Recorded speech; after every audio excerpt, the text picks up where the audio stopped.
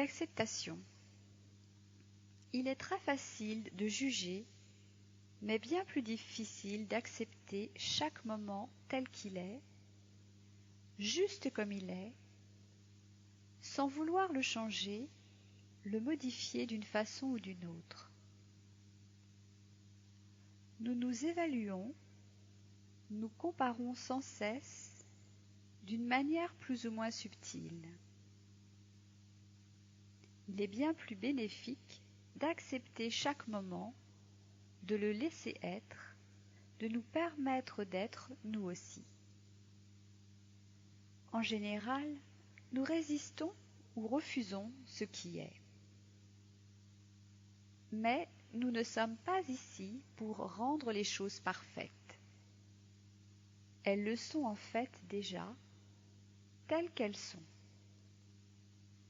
Lorsque nous commençons à accepter chaque moment juste comme il est, les autres juste comme ils sont, nous-mêmes juste comme nous sommes, alors chaque instant est parfait. C'est un grand soulagement. L'acceptation n'est pas la résignation, la passivité ou l'abandon. C'est plutôt permettre aux choses d'être sans les rejeter.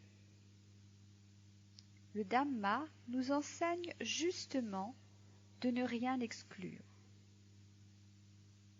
Mais la réalité est que nous ne pouvons ou ne voulons pas la supporter. Il ne faut pas vouloir nous accepter quand nous changerons ou que nous évoluerons. Nous devons nous accepter maintenant tels que nous sommes. Il en est de même pour les autres. Nous ne devons pas chercher à les changer, mais les accepter comme ils sont maintenant.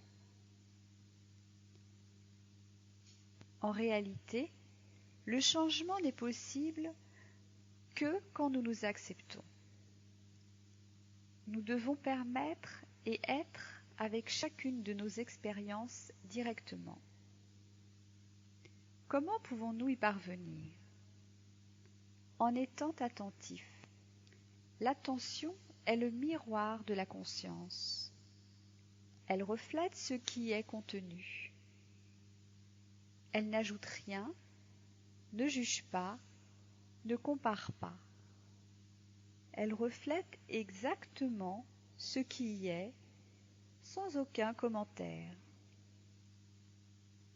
Grâce à l'attention, nous pouvons être conscients de ce qui est en train de se passer, de chaque moment, et nous pouvons observer comment nous y réagissons. Est-ce que nous nous y accrochons? Est-ce que nous le rejetons? Que ressentons-nous dans notre corps? Y a-t-il des contractions? Ou sommes-nous ouverts? Nous avons tendance à nous crisper quand nous ressentons des sensations désagréables. Par conséquent, nous ne leur permettons pas d'être complètement. Du fait des contractions, nous créons un blocage et ne pouvons voir clairement ce qui se passe. En fait, nous essayons d'agir en sorte que les choses soient différentes, au lieu de les laisser être, de les observer avec attention, que ce soit des douleurs, de l'agitation ou de la tristesse.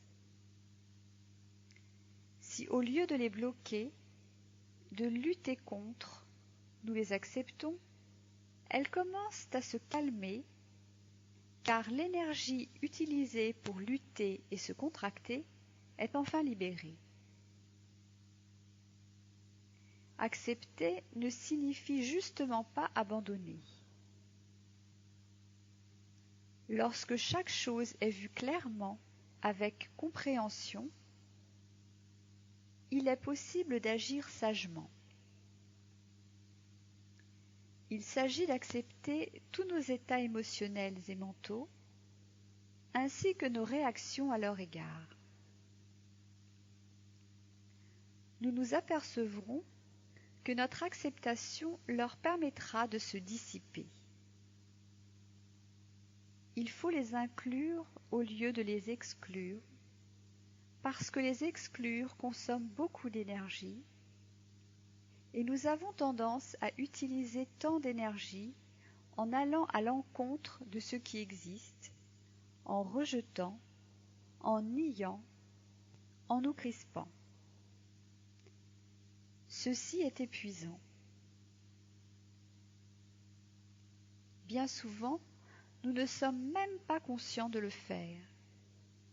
Nous sommes le plus souvent sévères avec nous-mêmes, nous nous jugeons durement, nous devons être gentils et nous donner de l'amour. Nous manifestons de l'hostilité envers certaines parties de nous-mêmes. Comment cultiver un esprit qui accepte et ne juge pas, alors que c'est une habitude conditionnée, très ancrée en nous, de comparer, de juger et de rejeter? C'est à nouveau l'attention. Observer simplement ce qui apparaît, le reconnaître sans concept, sans condamner, sans rejeter, sans blâmer. Être attentif gentiment. Au fur et à mesure, nous cultiverons l'amour bienveillant et la compassion, et notre faculté d'acceptation grandira et s'approfondira, incluant les infimes parties de nous-mêmes que nous rejetions. Ce sera une guérison, un soulagement, la paix. Cela demande du courage et de la confiance, de regarder profondément en soi, d'expérimenter et de voir précisément la colère, la peur, l'avidité, la tristesse, au lieu de vouloir s'en débarrasser. C'est un processus de purification. Il n'est pas possible de n'avoir que des expériences agréables et d'éviter celles qui sont déplaisantes. Il y a des expériences agréables, désagréables et neutres. Nous devons les laisser être sans vouloir les modifier. C'est notre conditionnement qui nous pousse à ne vouloir accepter que ce qui est plaisant et à rejeter ce qui est déplaisant. L'acceptation est très subtile. Nous pouvons penser que nous acceptons, alors qu'en fait nous nions ou sommes indifférents. Ce n'est pas accepter. L'acceptation est inconditionnelle, elle dit oui. Oui, c'est de la colère, oui, c'est de la rage, oui, c'est de la haine, sans reproche. Il est très utile de comprendre que ce n'est pas moi qui suis en colère, qui est de la haine.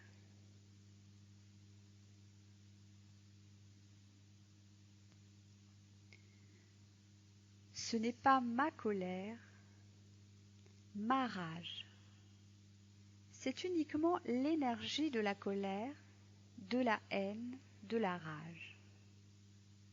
Ce n'est pas personnel.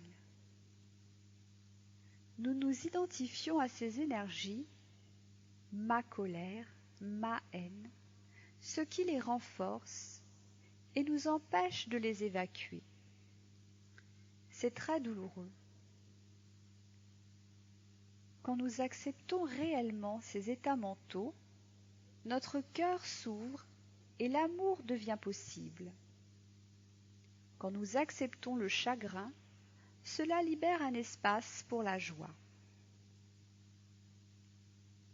Une des choses les plus difficiles à accepter est le changement. Nous savons que chaque chose change, Mais nous voulons que les choses soient solides, stables, sécurisantes, et qu'elles ne changent pas, bien qu'en réalité, elles ne soient pas contrôlables.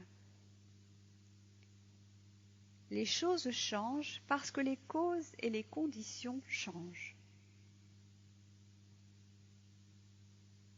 Nous n'aimons pas lorsque notre corps change, nous luttons pour ne pas vieillir, nous souhaitons que le présent dure et personne ne veut mourir. Cependant, nous sommes impermanents et chaque instant est impermanent. Nous devons accepter l'impermanence qui fait partie de notre vie. Nous souffrons parce que nous nous accrochons et que nous voulons contrôler les choses. Bouddha a dit que le moyen de ne plus souffrir est de lâcher prise, de cesser de nous accrocher, de nous attacher. L'attachement est un fort conditionnement. Même quand nous ne savons pas où aller et que faire, nous nous attachons. À quoi devons-nous renoncer? À nos idées, à nos concepts, à ce que les choses se déroulent selon nos souhaits, à être parfaits et à nos expériences. Nous ne pouvons pas nous forcer à lâcher prise, comme nous ne pouvons pas nous forcer à nous endormir. Cela prend du temps. C'est un processus. Nous avons des difficultés à laisser les choses être parce que dans notre culture, nous sommes habitués à faire, à modifier, à améliorer. Il nous est difficile de rester immobile, juste être, sans essayer quoi que ce soit. Pouvons-nous simplement nous asseoir, simplement marcher, manger, être avec chaque moment, autoriser chaque instant à être juste comme il est, le voir, le reconnaître, y être pleinement attentif jusqu'à ce que le moment suivant apparaisse, permettre à chaque moment de naître et de mourir sans rien faire, juste en lui permettant de se déployer, qu'il soit agréable, désagréable ou neutre.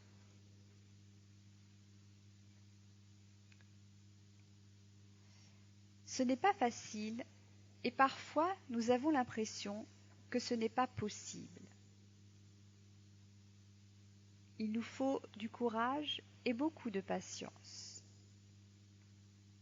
Accepter nous donne un sentiment de joie, de liberté, de sécurité. Nous nous sentons moins séparés des autres et du monde. Nous pouvons agir avec respect et sagesse. Les choses changent selon leur propre rythme. Si nous abandonnons notre résistance, nous libérerons l'énergie nécessaire pour être pleinement vivants.